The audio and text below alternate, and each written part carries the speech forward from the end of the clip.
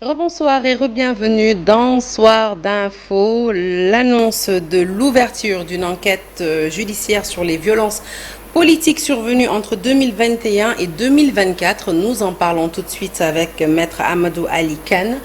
Vous êtes avocat à la Cour, défenseur des droits de l'homme, secrétaire général du parti R3D, Regard différent pour un développement durable. Bonsoir Maître Kane. Bonsoir Madame Sarah Cissé. Merci d'avoir accepté l'invitation. Et bonsoir aussi à tous vos téléspectateurs. Alors, Maître, le ministre de la Justice, Ousmane Diagne, aurait saisi par courrier le procureur général pour l'ouverture d'une enquête sur les violences politiques survenues entre 2021 et 2024. La saisine est-elle désormais officielle ou faudrait-il encore garder le conditionnel ? Bon, je n'ai pas connaissance, en dehors des informations qui ont été données par la presse, de preuves de la saisine. Mais comme les journalistes sont informés, et étant donné aussi qu'ils n'ont pas fait l'objet d'un démenti, on peut considérer que cette saisine est réelle. Donc, il a suivi la procédure habituelle. Il a saisi le procureur général, qui à son tour a saisi le procureur de la République, pour lui demander d'ouvrir une information judiciaire sur les événements ou sur les crimes, les infractions qui sont passées entre 2021 et 2024 et qui ne sont pas couverts par l'amnistie. Alors ça, on va en reparler, mais déjà, vous l'avez dit tout de suite, le procureur de la République près le tribunal de grande instance de Dakar sera chargé de superviser ces investigations. Comment l'avocat, et pas moins défenseur des droits de l'homme, a-t-il accueilli cette mesure ?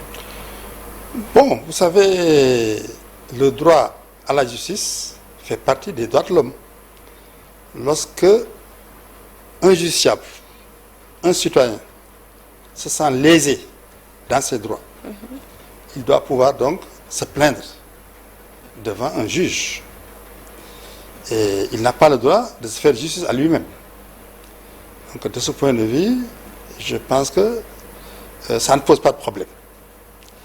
Et la saisine semblerait toucher des faits susceptibles d'être qualifiés de crimes contre l'humanité.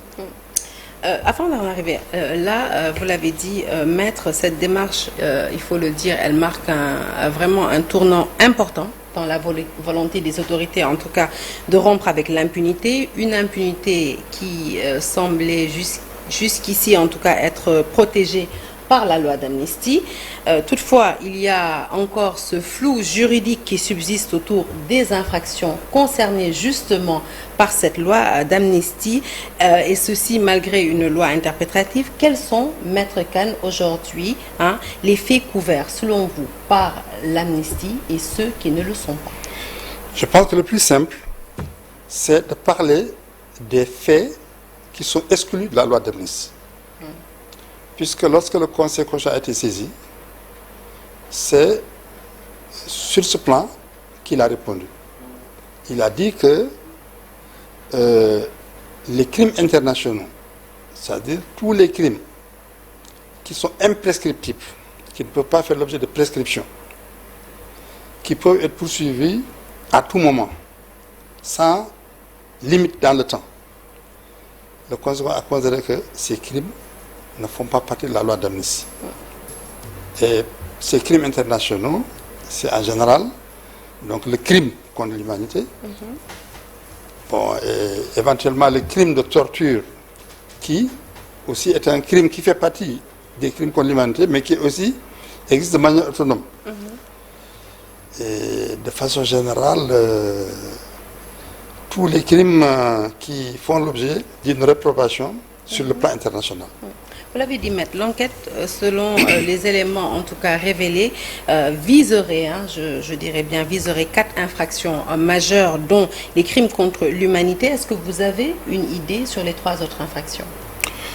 Bon, je suppose que, en réalité, ce sont des crimes qui rentrent dans la catégorie de ce qu'on appelle les crimes contre l'humanité, mais qui également peuvent être poursuivis de manière autonome. Vous savez, qu'est-ce qu'il faut entendre par crime contre l'humanité? Qu'est-ce que c'est un crime contre l'humanité? On dit les crimes contre l'humanité. Les crimes contre l'humanité. Pourquoi les crimes? Autant pour moi. Pourquoi on dit les crimes? C'est parce que ça suppose d'abord un contexte. Il faut qu'il y ait une attaque généralisée ou systématique d'abord. Une attaque généralisée, c'est quoi? C'est une attaque massive contre une population civile. Une attaque systématique, c'est quoi? C'est une attaque qui est planifiée, qui est organisée, qui est préparée et qui est dirigée contre une population civile sur une base raciale ou sur une base politique. Il faut d'abord ce contexte. Et ensuite, dans le cadre de cette attaque généralisée ou systématique, qu'il y ait des crimes autonomes, comme le meurtre, comme la torture, comme la réduction en esclavage, comme écoutez, les viols, comme également, il y a une liste. Dans ce cas d'espèce, comme vous venez de le dire, maître, est-ce qu'on peut assimiler ces troubles politiques survenus entre 2021 et 2024 à de l'attaque généralisée? Ça, c'est une question très intéressante. Vraiment, je ne vais pas la trancher ici dans votre studio. On va laisser le soin aux juges de trancher la question. Mais je voudrais seulement dire que des événements similaires se sont produits en Côte d'Ivoire.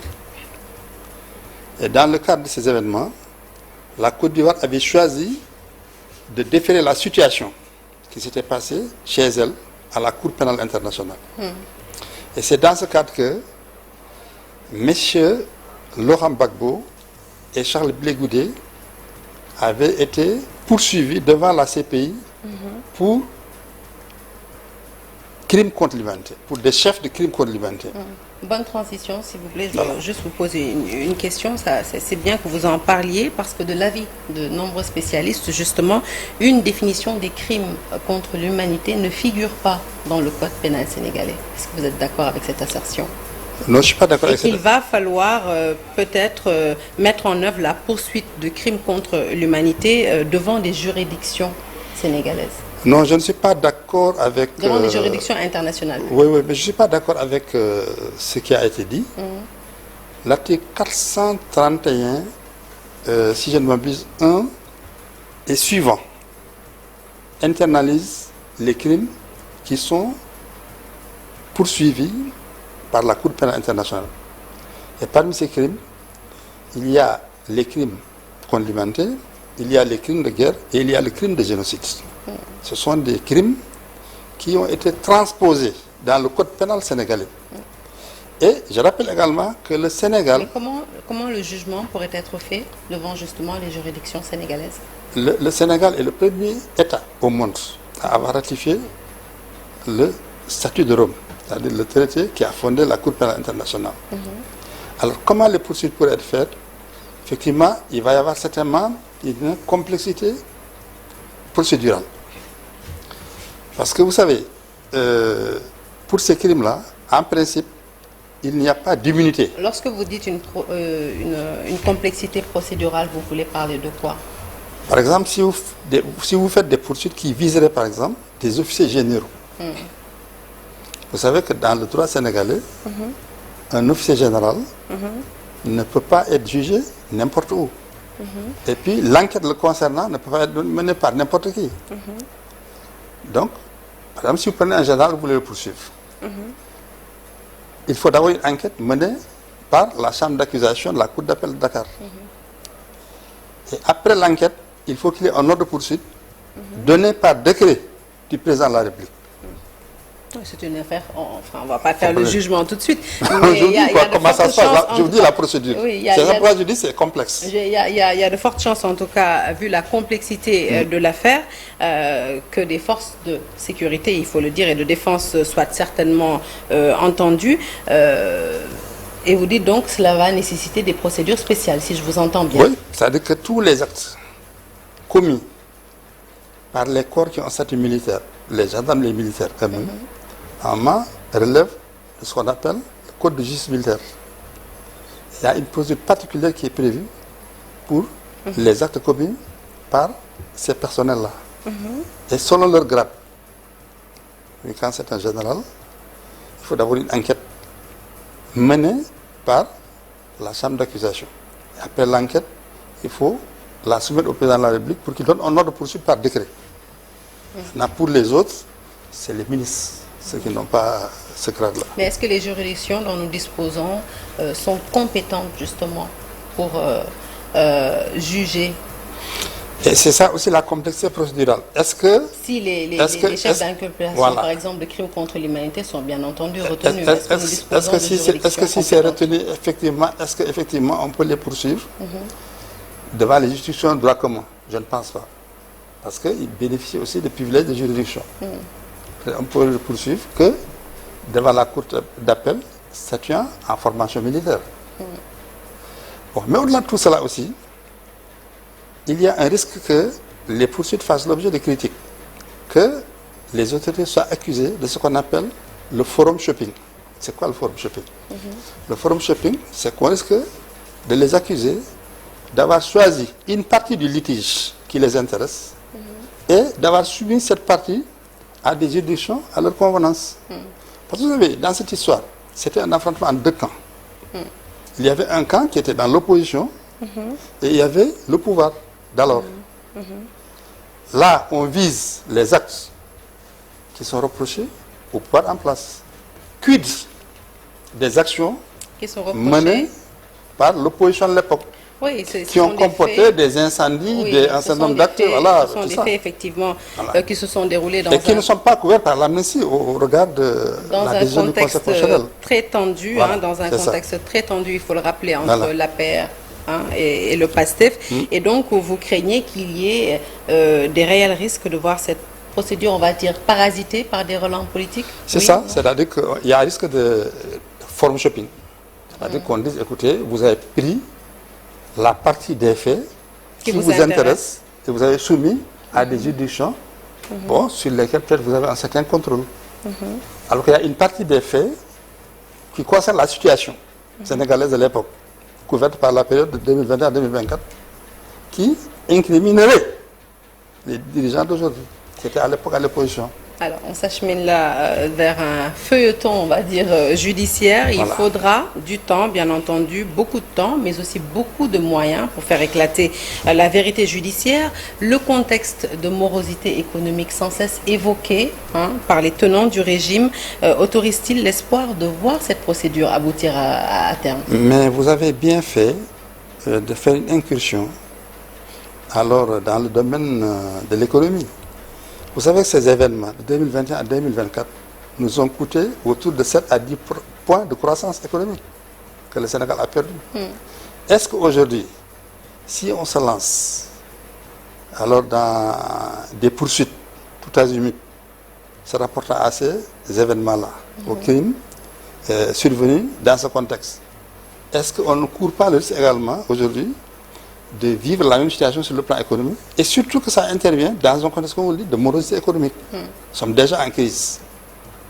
Une crise de l'endettement, une crise de la croissance, avec une dégradation de notre souveraineté à plusieurs reprises. Est-ce qu'on peut supporter un choc qui découlerait de ces poursuites? C'est pourquoi moi, mon option personnelle ou mon conseil personnel serait que ces faits, on les soumette à la CPI, à la Cour pénale internationale, comme l'avait fait la Côte d'Ivoire à l'époque. Et nous, on continue sur notre plan de relance, sur nos affaires domestiques. On laisse la CPI trancher, faire les investigations. Elle en a les moyens et elle en a les compétences. Alors, en tant que défenseur des droits de l'homme, Maître, et ce sera la dernière question, au-delà de situer les responsabilités, ce serait quoi pour vous une procédure judiciaire menée avec succès? Bon, il faudrait d'abord que la procédure respecte les droits de la défense, la présomption d'innocence, l'équilibre entre les parties.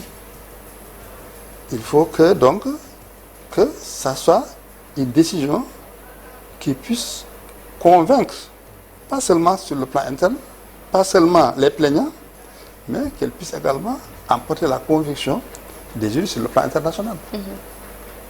Mais si vous faites une procédure qui ne satisfait que des militants, ou bien des victimes, et qui exclut d'autres victimes, Des gens qui disent victimes de torture. Mais parallèlement aussi, il y a des gens qui ont été victimes d'incendies volontaires. De dégâts matériels. De dégâts matériels et qui ont perdu leur patrimoine, qui ont perdu leur entreprise. Et l'incendie volontaire est effectivement une infraction criminelle. Est-ce que c'est pourquoi je vous ai dit, il y a risque qu'on dise qu'effectivement, les tenants du pouvoir ont fait du forum shopping. Ils ont pris la partie des faits qui les arrange et ils ont décidé de les soumettre aux juridictions. L'autre partie qui ne les arrange pas, basta. Et ça risque de poser des problèmes. Est-ce qu'on ne va pas se trouver dans une situation où d'autres aussi vont saisir parallèlement la Cour pénale internationale? On va avoir des juridictions nationales qui jugent certains faits et d'autres faits qui seront déférés ailleurs. Il y a aussi ce risque qui plane. Donc il faut bien qu'on réfléchisse sur ces choses. Il faut éviter de suivre, on va dire, les pulsions de la rue. D'y aller avec émotion. Voilà, parce que la rue ne réfléchit pas. Voyez-vous. Même si il faut, bien évidemment, que la lumière soit faite autour de ces troubles survenus entre 2021 et 2024. Tout à fait d'accord avec vous. Où 80 Sénégalais ont perdu la vie. Merci en tout cas, Maître Amadou Ali Kane, d'être passé nous voir. Je rappelle que vous êtes avocat à la Cour, défenseur des droits de l'homme et que vous êtes également secrétaire général du parti R3D, Regard différent pour un développement durable. Je vous remercie de votre invitation.